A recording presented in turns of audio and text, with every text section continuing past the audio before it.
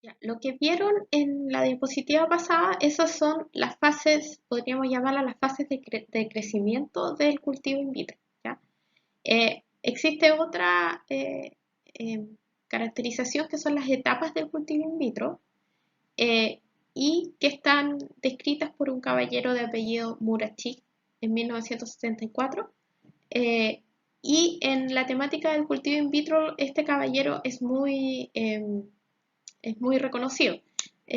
Todos los medios de cultivo que les mostré en las fotos anteriores y en la diapositiva anterior, que tiene este medio color blanquecino, es típicamente un medio que se llama MS, ¿ya? Y ese medio es el medio Murachi Yexku, que fue creado por este caballero Murachi. Él describió tres fases del cultivo in vitro. La primera es la iniciación del cultivo, ¿ya? Que es lo que ya le mencionaba antes, la etapa que yo hago para introducir el material en condiciones asépticas. Un aumento de propágulos, que es la inducción de producción de gran número de tallos o embriones somáticos, que es principalmente los que les expliqué en la diapositiva anterior, que son los subcultivos. O sea, yo subcultivo para generar una mayor cantidad de material vegetal. Y la tercera etapa es la preparación para transferencia ex vitro. Promover una actividad fotoautotrófica, la elongación y enraizamiento en condiciones in vitro, para yo poder sacar mis plantas a condiciones ex vitro. Ahí dice promover actividad fotoautotrófica, porque yo les conté la clase pasada y como vieron ahora el medio de cultivo tiene sucrosa, tiene una fuente de carbohidratos que uno se le está entregando, como se dice vulgarmente, en bandeja a la planta. Entonces la planta, y sobre todo por las características ambientales que les mostré al principio, del cultivo in vitro, del bajo flujo fotónico, la alta humedad relativa, eh, todo eso hace que la planta no sea fotoautotrófica, ¿ya? En parte porque ella también dice, ¿para qué voy a hacer fotosíntesis si el azúcar me lo están dando? Yo tengo que preparar a la planta para sacar las condiciones ex vitro y que pueda ser fotoautotrófica y generar ella su propio alimento y funcionar como una planta normal. Ahí dice enraizamiento in vitro, sin embargo, vamos a ver un poco más el detalle. El enraizamiento puede ser in vitro, pero también puede ser en condiciones ex vitro, ¿ya? O sea, no en estos frascos con estos medios de cultivo. Esas son las tres etapas iniciales, pero a medida de los años se le han agregado dos etapas más que son cruciales para el cultivo in vitro. Una es que la que ya les había mencionado al comienzo, que es la selección y preparación de la planta madre. O sea, primero, ¿cuál es el individuo que yo quiero propagar? A partir de qué tipo de material yo voy a empezar el cultivo in vitro, o sea, cuál va a ser mi explanto. Por ejemplo, en este caso es un tallo, o pueden ser, en este caso son los segmentos nodales, ¿ya? Por los cuales yo voy a partir el cultivo in vitro. Y una cuarta etapa y final, que es la transferencia a condiciones ex vitro, porque yo no puedo mantener por siempre una planta en condiciones in vitro, no me sirve de mucho. Entonces, sí existe una etapa, o sea, que es la etapa en cuando yo saco las plantas a condiciones de invernadero o de otro tipo de cámara de crecimiento. Acá, eh, entre estas dos etapas, existe lo que es la aclimatación de las plantas. Por ejemplo, cuando yo puedo hacer el enraizamiento ex vitro, pero no en condiciones ex vitro, por ejemplo, de un invernadero normal o condiciones ambientales normales como uno los conoce, ¿ya? Estas condiciones ex vitro se refieren a que no están en un medio de cultivo, sino que los microtallos pueden enraizar en algún tipo de sustrato, por ejemplo, perlita, vermiculita, ese tipo de sustrato, pero siguen estando acá. La imagen es un dibujo nomás, pero en realidad en la vida real es así, pueden ser algunos tipos de contenedores que tienen unas tapas. eh, Se siguen manteniendo condiciones de alta humedad relativa, de menor flujo fotónico, a pesar de que las plantas estén en condiciones ex vitro, y eso significa que igual necesito aclimatarlas para que salgan afuera, ¿ya? Para que salgan a un invernadero o un vivero común y corriente. Y esa etapa se llama aclimatación o preaclimatación in vitro. La preaclimatación in vitro la vamos a ver más adelante cuando veamos cómo el ambiente afecta la morfología y la fisiología de las plantas. Eso es una clase aparte. Pero la preaclimatación in vitro, por ejemplo, que puede ser incluso hasta en esta etapa, en la etapa del subcultivo, se refiere a modificar el ambiente o las condiciones de cultivo para promover que mis plantas sean más autotróficas. Solo a modo de ejemplo, una forma de hacerlo es disminuyendo la cantidad de azúcar que yo le doy a las plantas, tratando de aumentar el flujo fotónico o incluso aumentando la ventilación, porque este se ve como un sistema cerrado. Pero yo también puedo aumentar la ventilación, por ejemplo, haciéndole orificios en las tapas, por ejemplo. Eso lo que hace es disminuir un poco la humedad relativa, ¿ya? ¿A qué voy con esto? Que yo puedo desde este punto, empezar a aclimatar mis plantas para sacarlas afuera.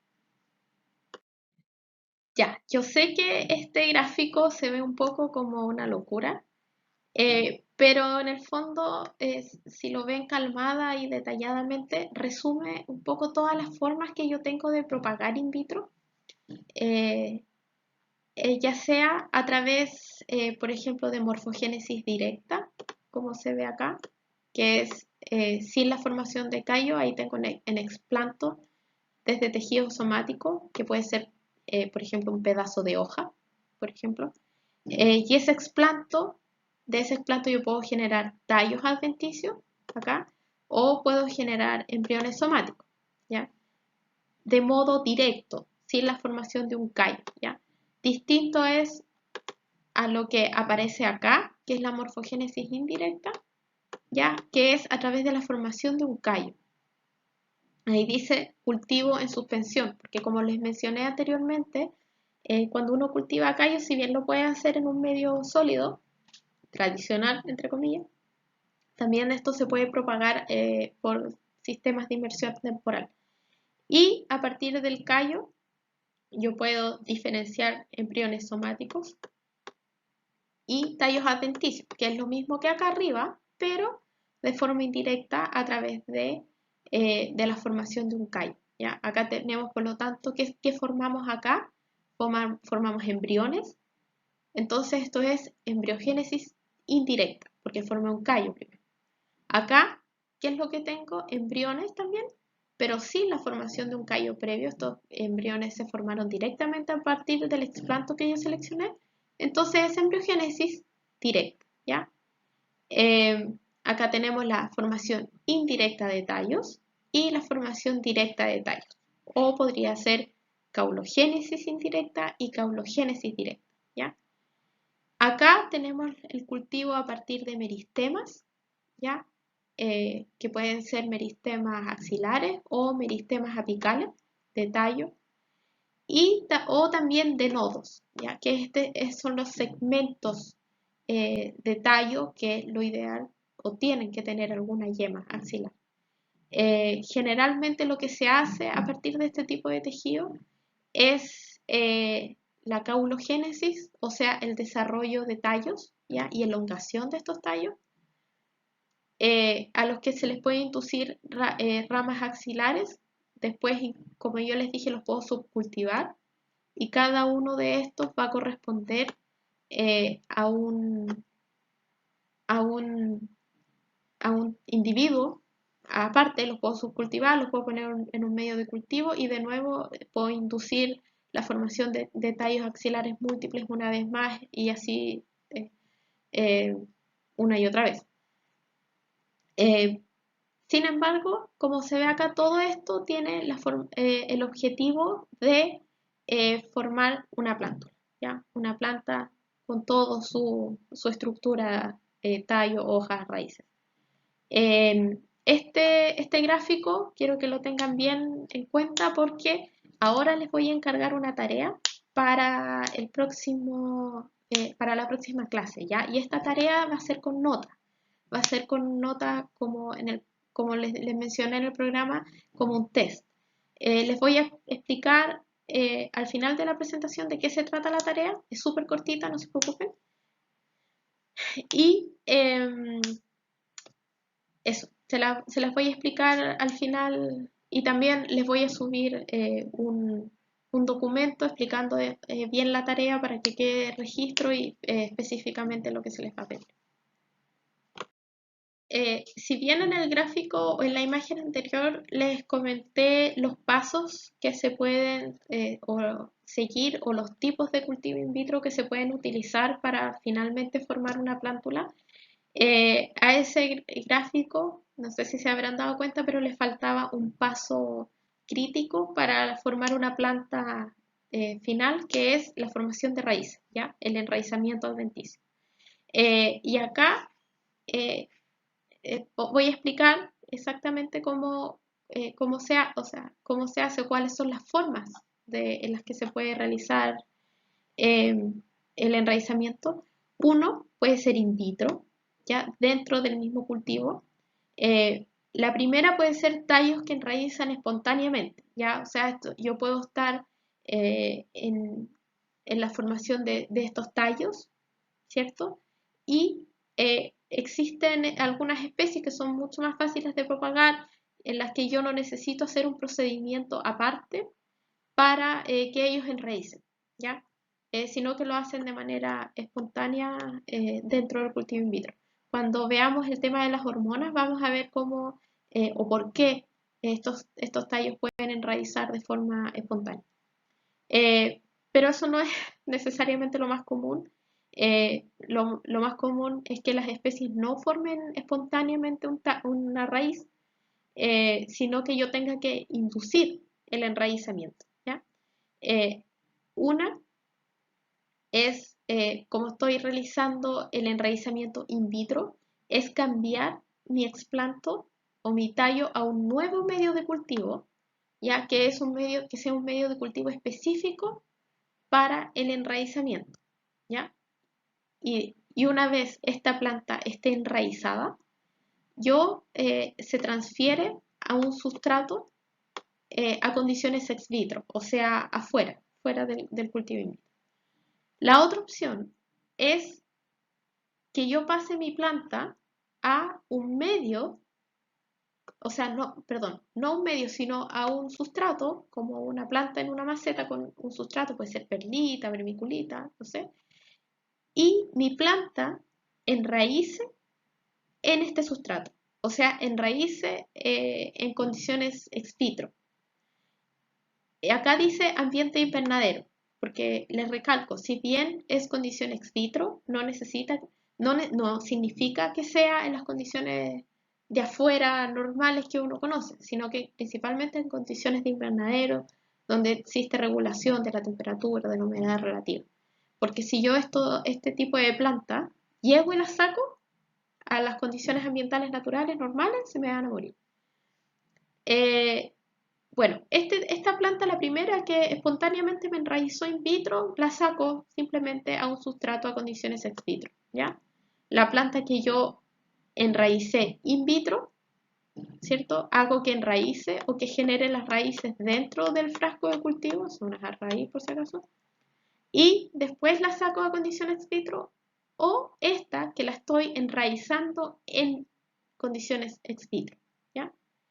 Ahí dice inducción de enraizamiento adventicio mediante auxinas, porque auxinas es la hormona principal que nosotros vamos a necesitar como inducción para que se forme el enraizamiento adventicio.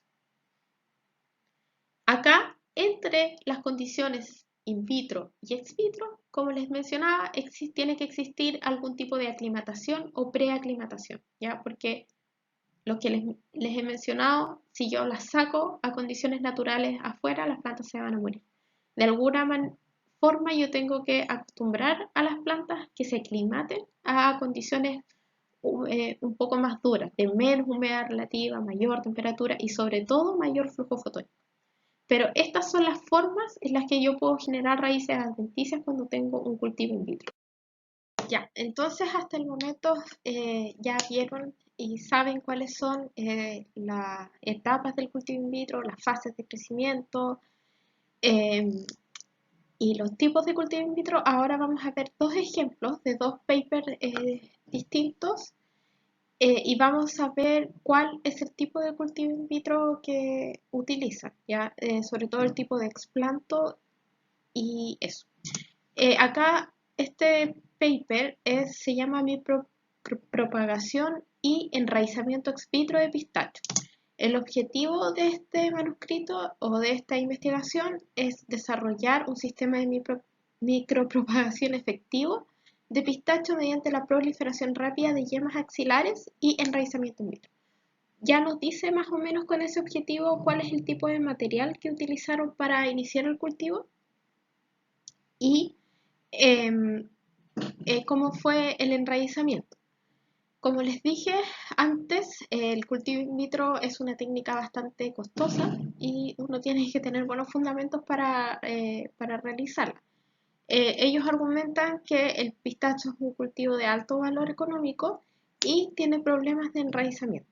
El alto valor económico del pistacho hace necesaria la producción em, de un protocolo o la generación de un protocolo para micropropagar estas plantas. Inicialmente ellos parten colectando semillas maduras que germinan para generar plantas asépticas. Este tipo es similar a los que les mencioné en las diapositivas anteriores, donde se observa este crecimiento de las plantas en condiciones controladas de invernadero para principalmente producir un cultivo más aséptico, sin presencia de enfermedad. Eh, Cuando germinaron las plantas, de ahí ellos colectaron los segmentos nodales, que recuerden, eran estos trocitos de tallo con una yema, y eso fue lo que ellos introdujeron in vitro. O sea, su material de inicio acá son segmentos nodales. Y el cultivo in vitro se hizo en el medio MS, este medio Murachik-Yeskut que les mencionaba antes, que es uno de los más utilizados, con el objetivo principal de desarrollar estos tallos adventicios, ¿ya? Entonces, y acá sabemos o vemos que como no hubo formación de callo, esto podríamos decir que es una caulogénesis directa, ¿ya? No es indirecta porque no se realizó la formación previa de callo para luego diferenciar los tallos, sino que a partir de los segmentos nodales se proliferaron estos tallos. Luego, acá, bueno, ahí dice que el cultivo, esta es la fase donde ellos realizaron los subcultivos para producir más de estos tallos. Y después, en otro medio distinto, hicieron una elongación de los tallos, porque en el cultivo in vitro, de un segmento nodal se pueden producir varios tallos, pero pueden ser que sean muy pequeños y cuando son muy pequeños tienen poca probabilidad de sobrevivir en un nuevo subcultivo y sobre todo cuando yo trato de enraizarlos y sacarlos a un cultivo a condiciones ex vitro. Entonces esto con un medio de cultivo nuevo eh, realizaron la elongación de estos tallos. Luego, para la inducción de enraizamiento, ellos realizaron un subcultivo a un medio sin hormonas, que eso generalmente se suele hacer antes del enraizamiento. Eh, Ellos lo que hicieron en este estudio fue probar distintos métodos. Em, si mal no recuerdo, probaron distintos métodos para la fase in vitro de subcultivo y elongación de los tallos y también probaron distintos métodos de enraizamiento. Como todavía no hemos visto la sección de hormonas, no vamos a entrar en detalle sobre qué tipos de tratamiento utilizaron, sino que solamente quiero que vean cómo es la secuencia, ¿ya? De este cultivo. Luego realizaron el enraizamiento en condiciones ex vitro en este tipo de contenedor. Estos contenedores los venden, vienen incluso con el sustrato listo. Muchas veces incluso vienen con los reguladores de crecimiento o auxinas para inducir enraizamiento. Pero acá ellos tienen una mezcla de turba, perlita y vermiculita. Para pasar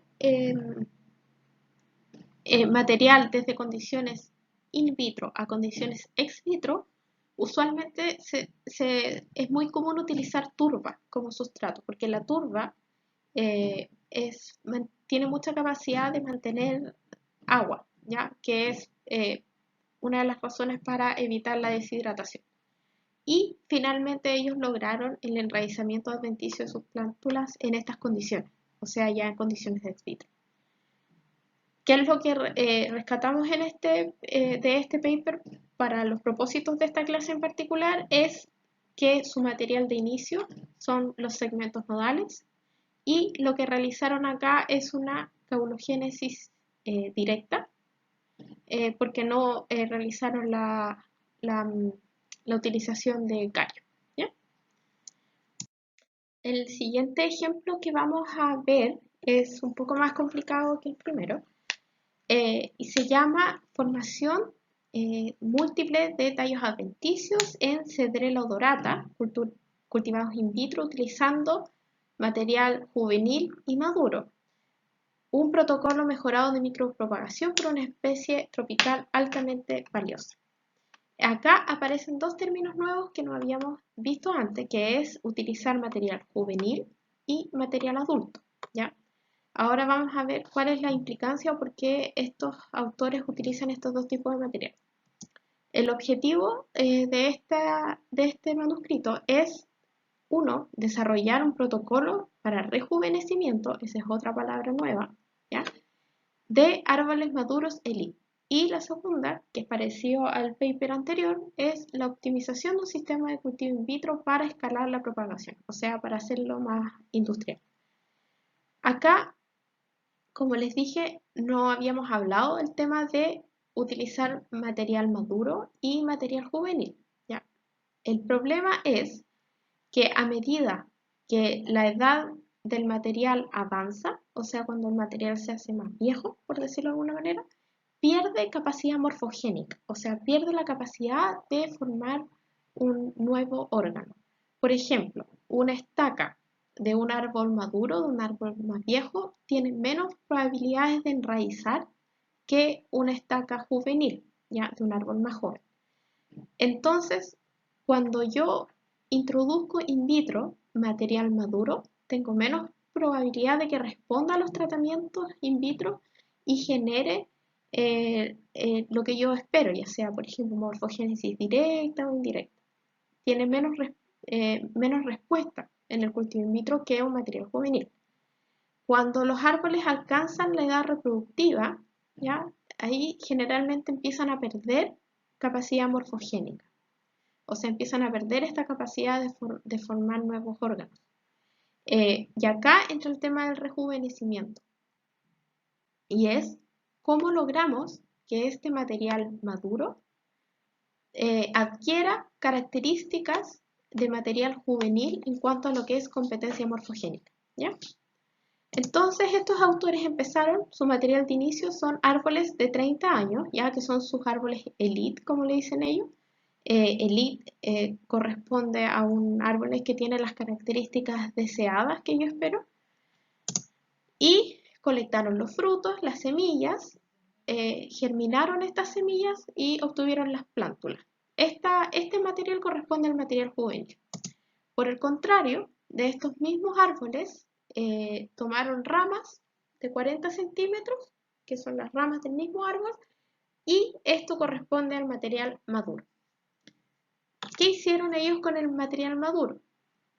Primero tomaron estas ramas y las establecieron en el suelo, que sería tal como un enraizamiento adventicio, ¿ya?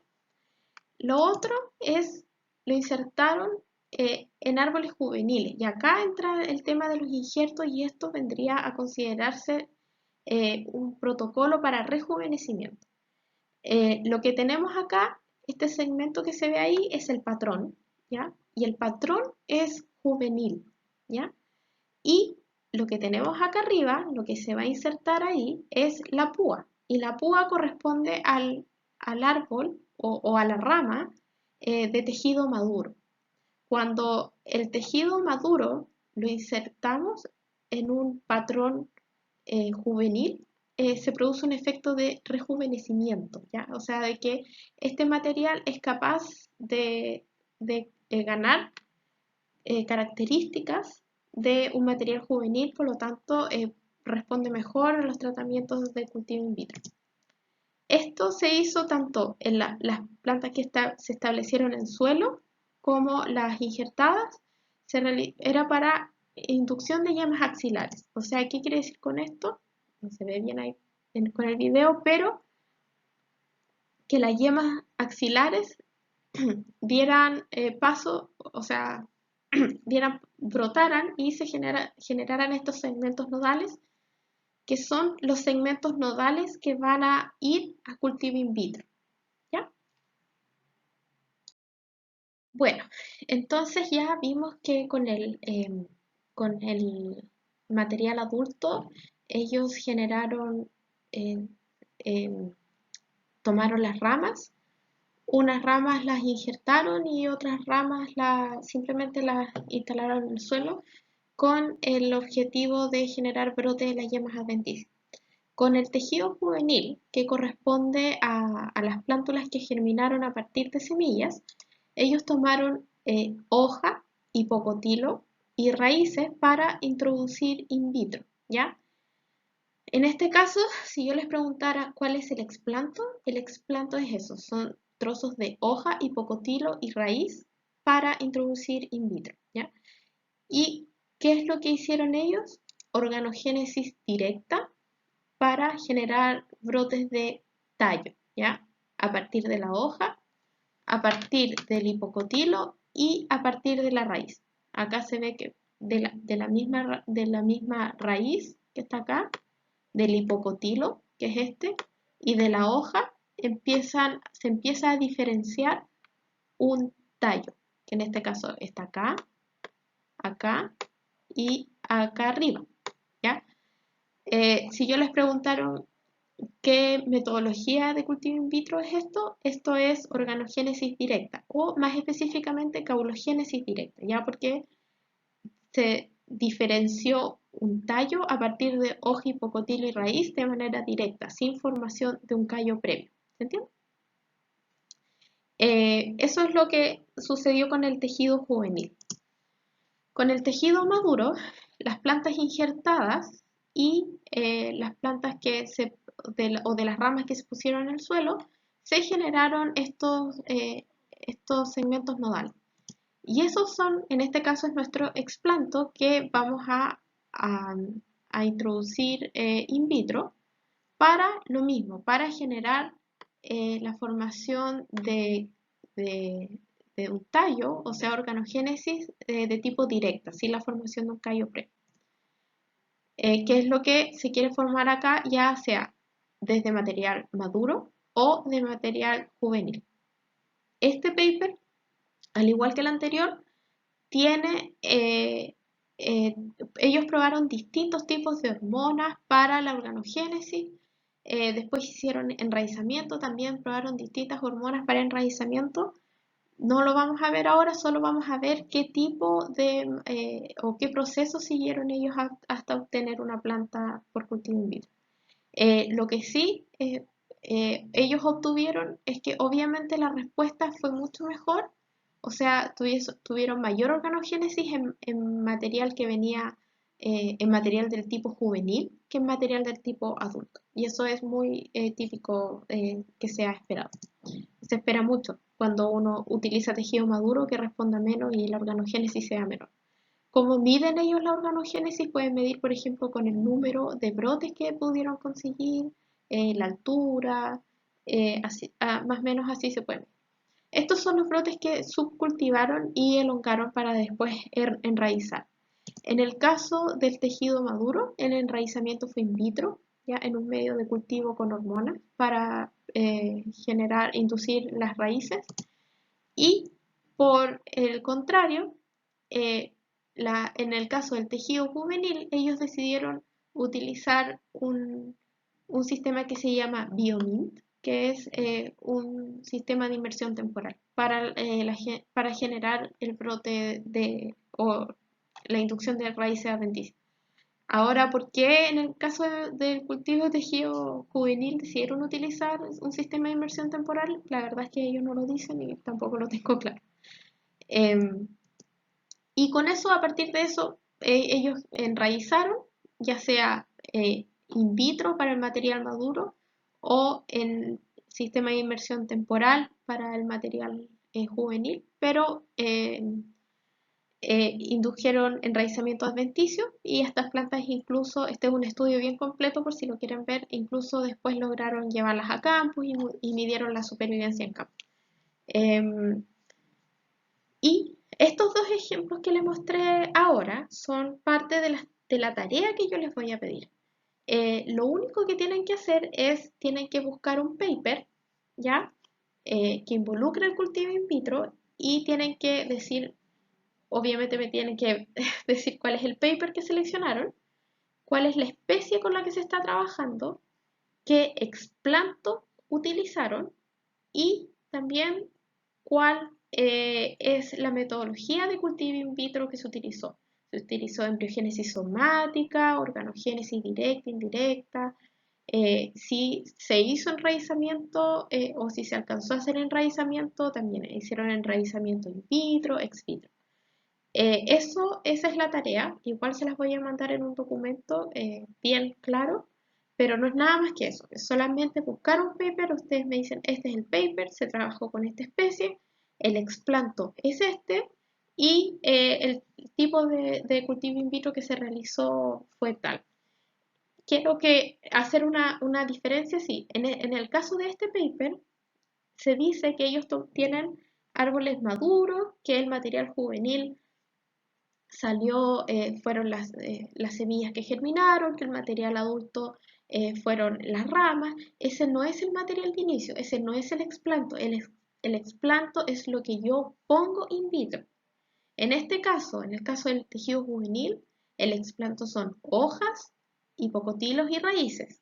Y en el caso del tejido maduro, el explanto son segmentos nodales. ¿Ya? Esa es simplemente la tarea. Y esta constituye la clase para esta semana. Hay una clase que les voy a enviar de pronto que es los componentes del cultivo in vitro, pero esa va a ser mucho más cortita y mucho más sencilla.